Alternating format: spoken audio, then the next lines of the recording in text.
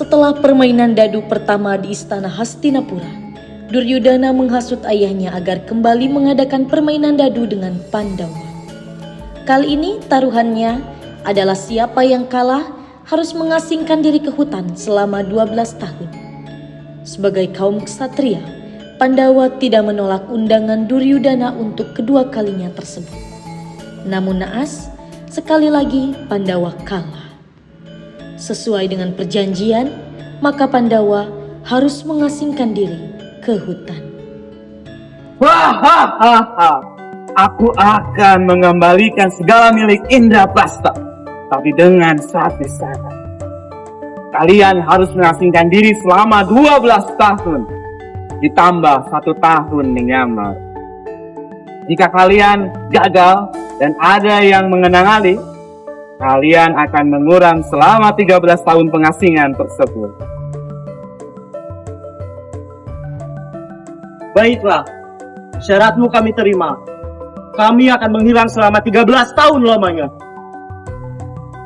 Ingatlah Duryudana, 13 tahun kami akan menghilang dan kembali lagi menghancurkan Hastinapura. Kau dan saudara-saudaramu akan merasakan balasan lebih pedih daripada kami. 13 tahun bukanlah waktu yang lama bagi kami. Kami akan kembali dengan buatan yang lebih besar. Bersiaplah Hastinapura. Aku yakin hari ini adalah hari terakhir kalian bersama-sama dan bersenang-senang. Aku akan menunggu hari itu tiba.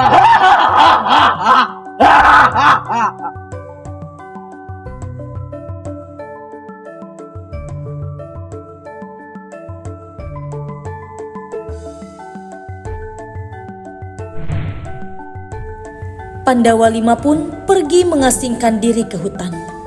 Tampak punggung mereka hilang dari kejauhan semakin masuk ke dalam hutan.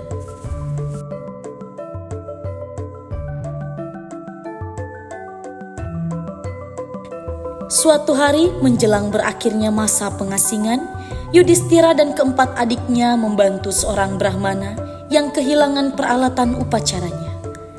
Dalam pengejaran tersebut, Pandawa merasa haus. Yudhistira pun meminta Nakula untuk mencari sumber mata air.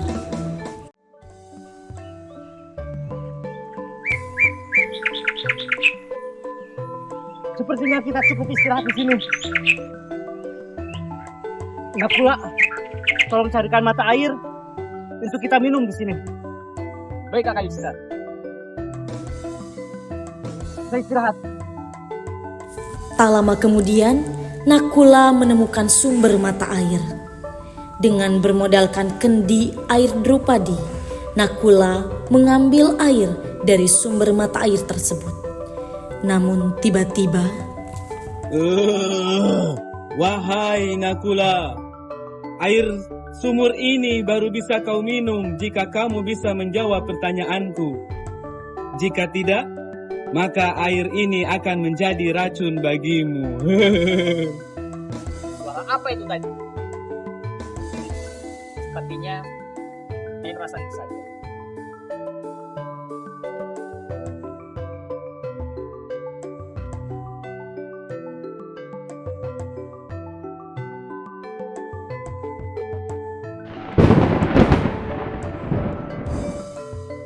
karena lama tidak kembali, Yudhistira pun meminta satu persatu adiknya untuk menyusul. Sadewa terus mencari Nakula dan memanggil namanya. Hingga akhirnya ia terkejut melihat Nakula sudah terkapar di tanah, tak bernafas. Hingga terdengarlah suara misterius. Saudaramu sudah tewas karena ia tidak menggubrisku. Siapa kamu? Siapa kamu? Kau hanya perlu menjawab pertanyaanku.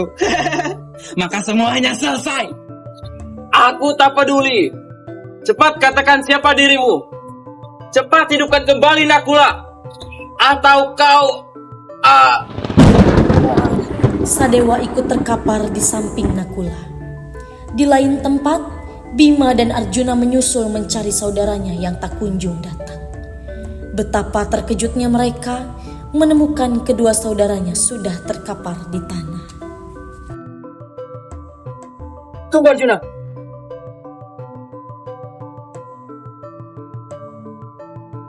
mereka tidak ada tanda-tanda terluka ataupun diracuni. Bisa jadi ini ulah makhluk tak kasat mata. Kau benar. Hei! Tunjukkan! Siapa dirimu? Memang, ini ulahku. Itu semua karena adik-adikmu keras kepala. Hanya karena itu kamu bunuh mereka. Aku hanya ingin kalian menjawab pertanyaanku. Jika tidak, Jika tidak apa? Kau ingin membunuh kami juga? Aku adalah Bima. Dengan kuku pancanakaku, aku membuatmu cabik-cabik tubuhmu secepat kilat. sungguh angkuh dirimu. Kekuatanmu tidak sebanding denganku. Kau akan menyusul saudaramu yang lain.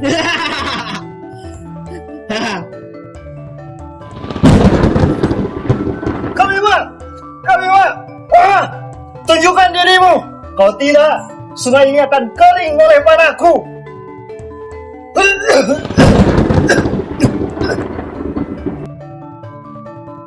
Kini, Yudhistira pun pergi ke sumber mata air tersebut untuk melihat saudara-saudaranya.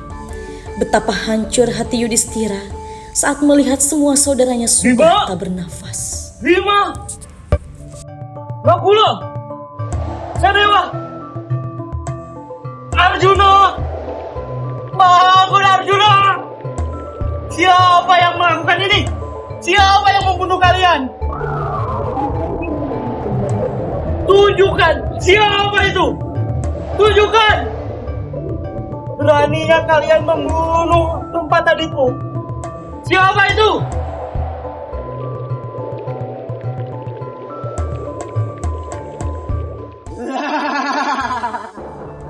Ini adalah ulah.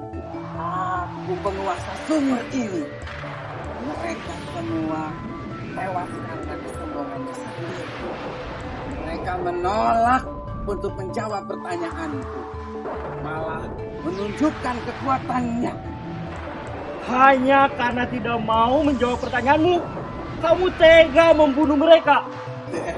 Sungguh keterlaluan. Baiklah, saya akan jawab pertanyaanmu. Tapi dengan satu syarat. Kamu harus menghidupkan kembali mereka. Setuju? Baiklah, aku setuju dengan yang tadi kamu ucapkan. Sekarang kamu jawab pertanyaan pertama.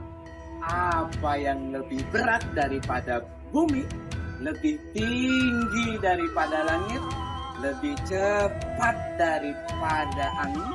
Dan lebih banyak daripada tumpukan jerami? Sang ibu lebih berat daripada bumi. Sang ayah lebih tinggi daripada langit. Pikiran lebih cepat dibandingkan angin. Dan ketakutan lebih banyak daripada tumpukan jerami. Baiklah. Pertanyaan kedua. Hal apa yang bila ditinggalkan, maka akan dicintai, bahagia, dan kaya?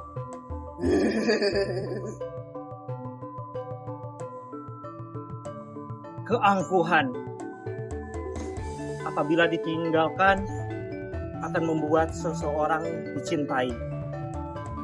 Keinginan apabila ditinggalkan akan membuat seseorang kaya. Dan keserakahan apabila ditinggalkan akan membuat seseorang bahagia. Pertanyaan terakhir dari kita. Musuh apa yang tidak terlihat? Penyakit apa yang tidak bisa disembuhkan?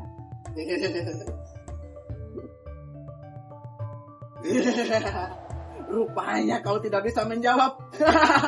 Ikutlah bersama saudara-saudaramu. Kemarahan adalah musuh yang tidak terlihat. Ketidakpuasan adalah penyakit yang tidak bisa disembuhkan. Baiklah. Aku kalah. Aku akan menepati janjiku. Aku hanya bisa menghidupkan satu orang saja dari saudaramu. Kau pikirkan siapa gerangan yang akan kau hidupkan?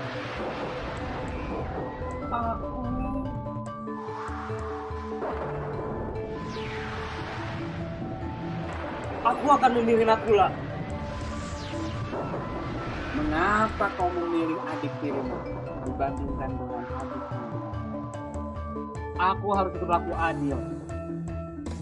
Aku, Bima dan Arjuna adalah anak Dewi Kunti.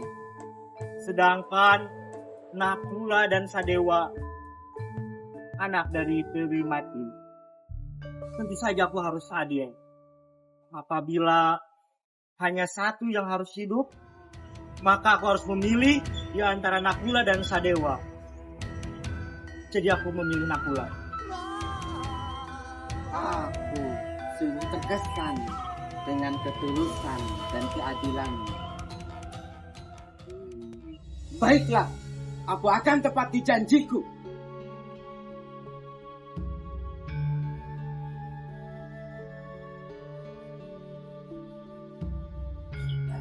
Kakak ini sudah. Nakula, kamu sudah siuman. Syukurlah. Ayo.